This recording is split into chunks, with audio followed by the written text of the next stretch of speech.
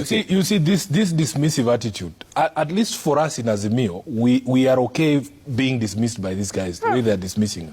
Khalwale, who are you going to listen to? The ordinary Kenyan is telling you they don't want this thing, they can't afford it. The professionals are telling you they don't want it. Civil society is telling you they don't want it, it's going to ruin the economy. These private sector people that you are dismissing, they are the job creators. Listen to them. Who amongst us, Khalwale, is worthy being listened to by this Kenya Kwanza government? Who? Are you waiting for the bishops to come, the intercessors at State House? Are those the only people you can listen to? We are discussing matters here that are quite grave. Yes. Khalwale, even when you talk about savings, people save what is extra from their earnings after they have taken care of their basic needs. You don't force us to save what we do not have. You are telling that hustler who only makes enough. When they say people are living hand to mouth, it's not a joke. It's a truth that every single day the income that you make is only sufficient to take care and defray your expenses for that day. There is no more coin for us to save. So you can't tell us that you are encouraging us to save when our incomes have not grown. Focus on growing people's incomes. We have seen in other countries, people are happy to pay even 70% income tax. They are happy because their incomes can afford it and basic services are taken care of. Trevor. Number two, if you have disclosed here yourself that Kenyan teachers are not part of this plan, if you are a Kenyan teacher, you will pay this levy, but you can be sure, Khalwale has confirmed here, that house is not for you. That's what he has said.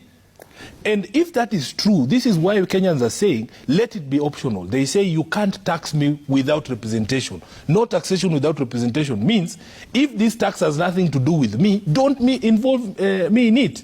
You're talking about, the people in employment being jealous or being selfish. That is not the truth. In fact, all of us, every person who is looking out there for a job out there, they know that they want to contribute. People want to contribute to the growth of their country. They know that these taxes are mandatory. We don't look for jobs to pay taxes, Khalwale.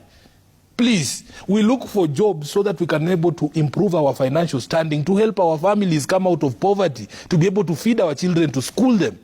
If you are telling me that the entire purpose of looking for a job is to pay taxes, there is no point of me working. I am working to employ and to improve my lot.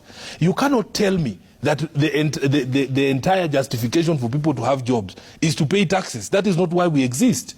So we are saying, grow the number of people who you are taxing.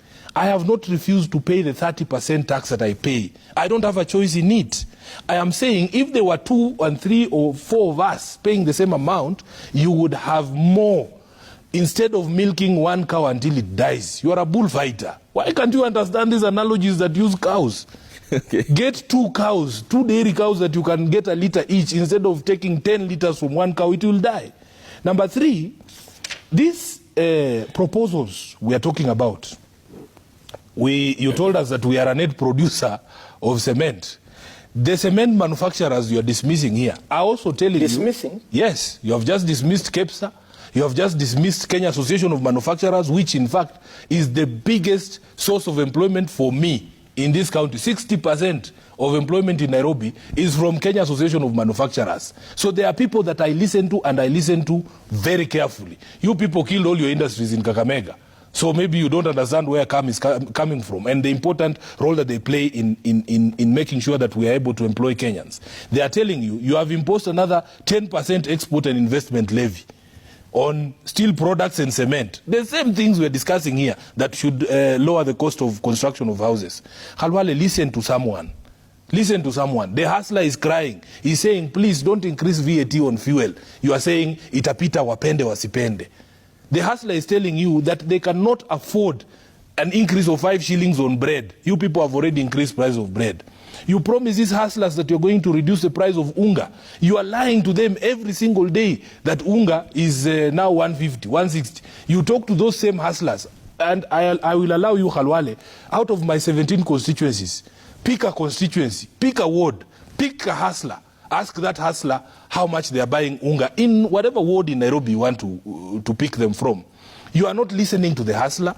You are not listening to the professionals. You are not listening to civil society. You are not listening to us as representatives of the people. You are closed up in this state house where you just sing Hosanna from morning to evening, and then you impose these things and you don't want to listen to anyone, you just dismiss all of us. Okay. For me, I am happy for you to dismiss me because I know, as I said, you have profiled Azimio as a problem, that we are just a choir that makes noise. Listen to Trevor then, if you won't listen to me.